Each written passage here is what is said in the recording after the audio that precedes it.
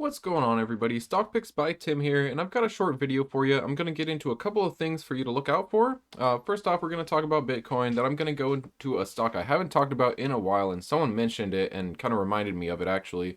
And then we're going to get over a couple of dates to look out for. So first off, make sure you like and subscribe. I put out daily videos, sometimes multiple times a day, and let's get into it. So first off, Bitcoin, and looking at it, we are not able to break this high yet. We're looking at a high of about 42.5 that we have to break. This was a local top here. We did break out of this, ran up, and we actually broke this. So we are looking bullish. We broke this previous one very, very slightly. So, I mean, that's like kind of a false breakout. We are pulling back a little bit. And I'm going to zoom in a little bit because I'm too zoomed out for you to see that that previous top that we were looking at. But you will notice that a little chunk higher than here. That's not much, that's like a false breakout.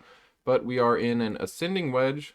So keep an eye on this. We have hit this trend line like 4 times here, and then we've hit it 3 on the downside. So we might retest this downside, hit 42, right about on the dot there at 42, and bounce further. I want to see this continue to hold over 40. If it breaks 40, we might be looking bearish for a little while, testing some lower levels. But I'm very confident in Bitcoin in the long term. I'm extremely confident in Bitcoin. It's a superior alternative to money, and if you're going to put your cash on the side, you're either going to go into a stable coin, which would make you better money than just holding on to something that's getting eaten away by inflation, or you could hold on to something like Bitcoin, which is more risky, but still, I think, a great choice in the long term when you think about the overall supply, okay, and also the halving events. This means that every time we have a new halving, the difficulty to mine Bitcoin is going to get greater, meaning there will be less Bitcoin mined because the difficulty is higher. But Bitcoin isn't the point here. Just wanted to mention it really quickly, and we're going to get into Galaxy Next Generation, or Gaxy.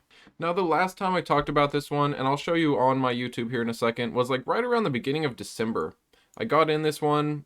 I actually held this one for a while, and I have recently got out, not at the very top, but right around here probably, and then kind of forgot about it. It just ran down ever since, and now we have a stock split. So that is one thing that is not bullish about Gaxy, but I've got something that you kind of have to connect some dots, but it's very interesting, and someone in the comments actually talked about it to me, and I think they're onto something. But like I said, last time I talked about this one was like roughly the middle of December, so hopefully you guys didn't hold on too long. Hopefully you made some profits on the run up. I am looking at this potentially to just swing trade it. I am looking at this to potentially swing trade. So first off, the negative news. This caused the start. If you look at the chart, and after March 9, we just started downtrending worse. They basically go on to say that the reverse stock split and getting out of sub-penny land benefits our business. It makes our current and prospective customers and potential acquisitions easier to deal with, as they're not taken seriously as a sub-penny stock. I understand that. But regardless, typically a stock split is bullish and a reverse split is bearish. And this is a reverse split, bringing the price higher. So a reverse split is typically negative because it means the company has been in a downtrend. And once you get under $1, you risk getting delisted. And this is kind of the opposite of like Amazon and Google, where they're actually having a stock split because that stock has just gone up so much over time. They want to bring it down to a level that makes more sense for a smaller investor. How many people do you know that just go out and buy a share of Amazon on the willy-nilly, a full share? I know you can buy fractional shares, but that's kind of beside the point. So this reverse stock split is overall not great news, but we're going to get into some potential good things moving forwards. So I'm here at the Safer Schools Act, and this is HR 2717, and it is currently just introduced. We still have to wait on this. So it will be likely a long time before we see any potential benefit for this, and we might not even see any. This depends on if Galaxy actually gets chosen. There are, I'm sure, other companies in this space that specialize in protecting schools, and I'm going to get into that right now, but there is a potential for some government contracts. So looking at Galaxy's products, they do actually make touch screens and other things, but this is their G2 Secure, and they are partnership with Havent and Force 911.